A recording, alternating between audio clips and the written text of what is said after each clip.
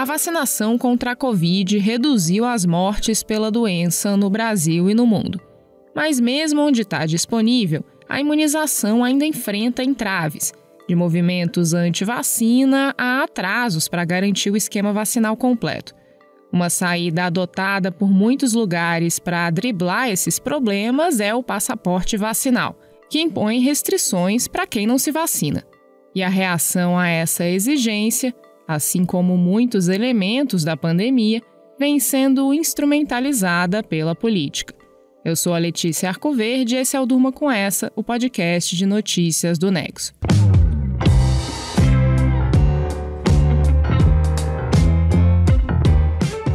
Olá, eu sou a Aline Pellegrini e estou aqui com a Letícia para apresentar esse podcast que vai ao ar de segunda a sexta, no fim da tarde, início da noite, sempre com notícias que podem continuar a ecoar por aí.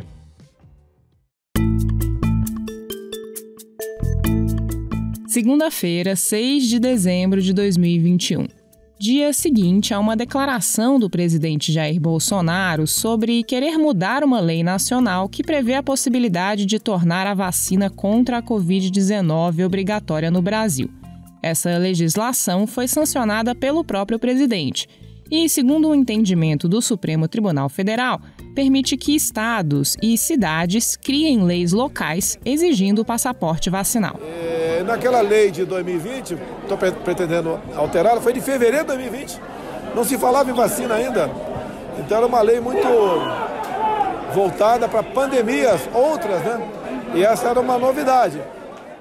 Tá aí o Bolsonaro numa entrevista no domingo para a jornalista Mariana Halbert, do site Poder 360. Ele está falando de uma lei de fevereiro de 2020 que trata das medidas de combate à pandemia que podem ser tomadas pelo poder público enquanto durar a emergência sanitária. É a questão Tem uns vídeos lá que falam das medidas para ser adotadas por qualquer agente sanitário, né? Que é estado e município. Quero trazer para o agente federal. Eu poderia, como eu posso hoje em dia, né? Partir para uma vacinação obrigatória. Posso, mas jamais faria isso. Porque, apesar de vocês não acreditarem, né, eu defendo a liberdade e a democracia. Agora não pode você dar para prefeitos e governadores essa liberdade. Sei que a maioria não está adotando isso aí, mas tem alguns que já estão ameaçando. Isso é muito ruim, ameaçando demissão. Entre as medidas previstas por essa lei está a exigência da vacinação para determinadas atividades, ou seja, a imposição de restrições para quem não tomou o imunizante. É o que governos locais têm chamado de passaporte vacinal. O Supremo Tribunal Federal decidiu, a partir dessa lei nacional, que estados e municípios também têm autonomia para determinar medidas de combate à doença e para fazer exigências relacionadas à vacinação. Na entrevista de Bolsonaro no domingo, o presidente falou em mudar a lei para que só o governo federal tenha esse poder. O termo também é adotado para descrever a exigência da vacina para entrada num país, uma medida a qual Bolsonaro também se opõe no Brasil. Isso apesar de ser recomendada pela Anvisa, a Agência Nacional de Vigilância Sanitária. Mas é quando a exigência é feita para os próprios habitantes de um local que ela acaba causando mais polêmica. Um levantamento do portal G1 mostrou que pelo menos 19 capitais brasileiras adotam algum tipo de passaporte vacinal. A extensão dessa exigência varia de lugar para lugar. O mais comum é pedir na entrada de eventos que reúnem um grande número de pessoas, como jogos de futebol, shows ou congressos. Outras cidades fizeram decretos que exigem a vacinação para frequentar bares, restaurantes e academias de ginástica, como o Rio de Janeiro. Já Rio Branco, no Acre, e Recife, em Pernambuco, também começaram a pedir a vacinação para a entrada em órgãos públicos. No geral, a imunização é comprovada ou com o cartão de vacinação em papel ou por meio de aplicativos. Tem medidas mais específicas que se encaixam aqui também, como a Prefeitura de São Paulo, que passou a exigir a vacina para servidores públicos. O governo federal chegou a publicar uma portaria que proibia a demissão de pessoas por falta de vacina, mas ela foi derrubada pelo Supremo pouco tempo depois. A justificativa para essa decisão do tribunal e para a manutenção do passaporte vacinal é que a Constituição já prevê que o poder público pode criar restrições para quem se recusar a tomar vacinas. E leis anteriores à pandemia fazem determinações desse tipo. Ou seja, a vacinação contra doenças, no geral, é vista como uma questão de saúde pública. No caso da Covid, pessoas imunizadas têm risco muito menor de desenvolver um quadro grave e morrer da doença. E embora ainda possam passar o vírus para outras pessoas, elas transmitem menos na comparação com não vacinados. Em linha com as atitudes negacionistas que Bolsonaro adota desde o início da pandemia, o presidente tem impulsionado o discurso de que a vacinação não pode ser obrigatória. Ele diz isso desde meados de 2020, quando as vacinas ainda estavam em desenvolvimento, e vem mesclando esse discurso, que ele atribui a uma questão de liberdade individual, com falas que desestimulam a imunização e espalham desinformação sobre as vacinas. Na sexta-feira, por exemplo, o ministro do Supremo Alexandre de Moraes mandou abrir um inquérito para investigar Bolsonaro por uma live em que o presidente faz uma associação falsa entre os imunizantes e a AIDS.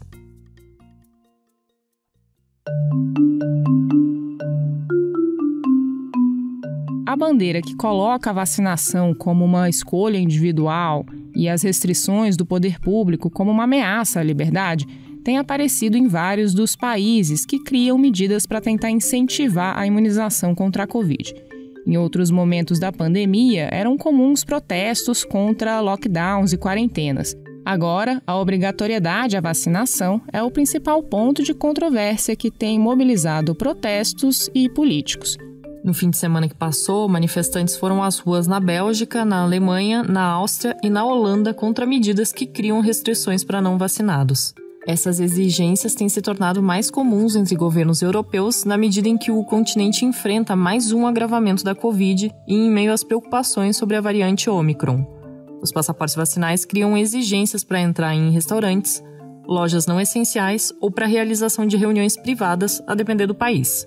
Antes tímidos em relação a isso, mais governos europeus estão instituindo ou considerando instituir a vacinação obrigatória contra a Covid. A presidente da União Europeia, Ursula von der Leyen, disse na semana passada que o bloco precisa fazer esse debate. Os grupos que protestam contra o passaporte vacinal têm perfis variados. Não são só de extrema-direita, mas também encontram adesão na esquerda. São mais comuns no leste europeu, onde a resistência à vacina é maior. Uma reportagem recente do jornal britânico Financial Times coloca esses movimentos que se opõem à imunização obrigatória como uma onda que políticos populistas estão aproveitando para surfar, como parte de um discurso antissistema que posiciona os governos nacionais e a União Europeia como o establishment. Ainda não dá para saber se esse discurso vai colar.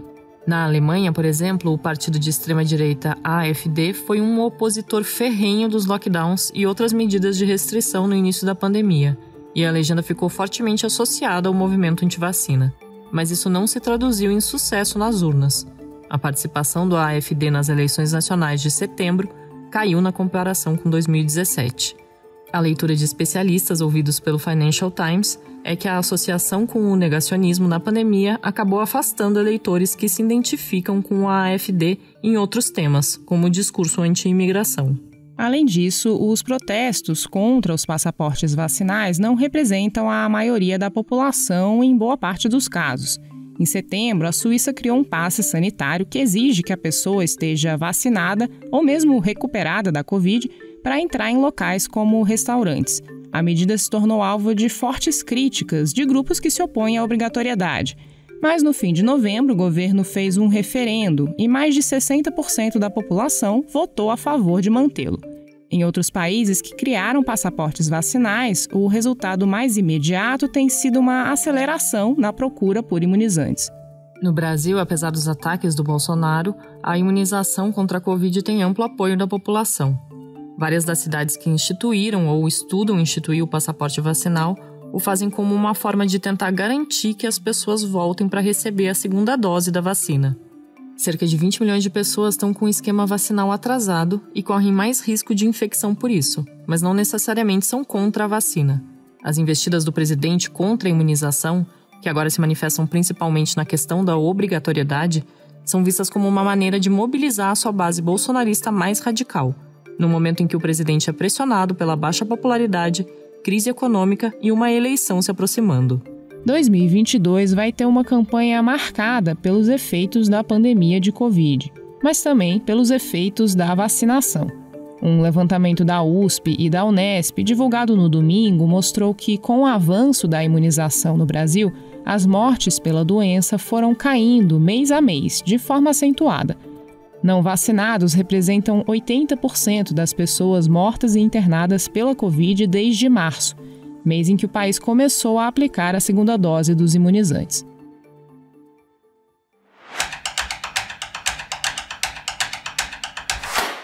O Comitê de Política Monetária do Banco Central deve anunciar na quarta-feira mais um aumento da taxa básica de juros, a taxa Selic. E essa nova alta deve afetar especificamente a poupança.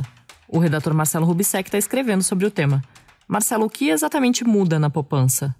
Bom, a taxa Selic está atualmente em 7,75% ao ano e deve pular para 9,25% ao ano. E por que a gente está falando em poupança especificamente agora? Bom, isso porque o cálculo do rendimento da poupança fica diferente quando a Selic passa de 8,5% ao ano.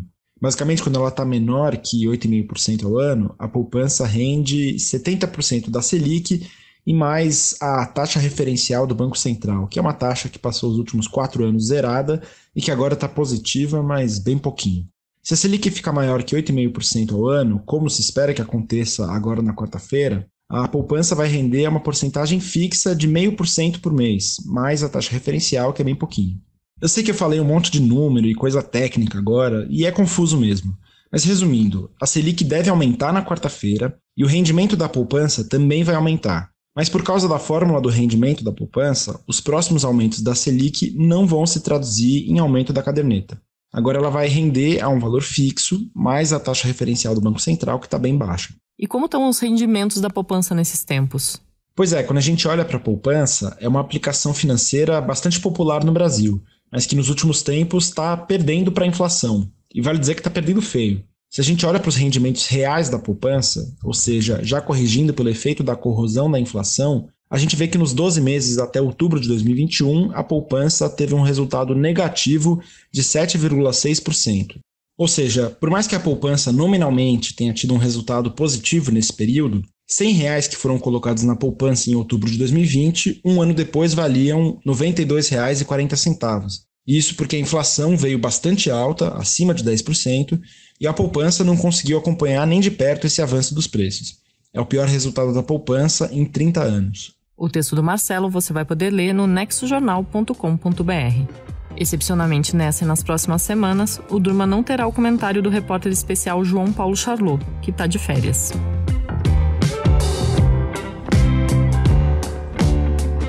Das mobilizações em torno do passaporte vacinal às mudanças no rendimento da poupança, durma com essa.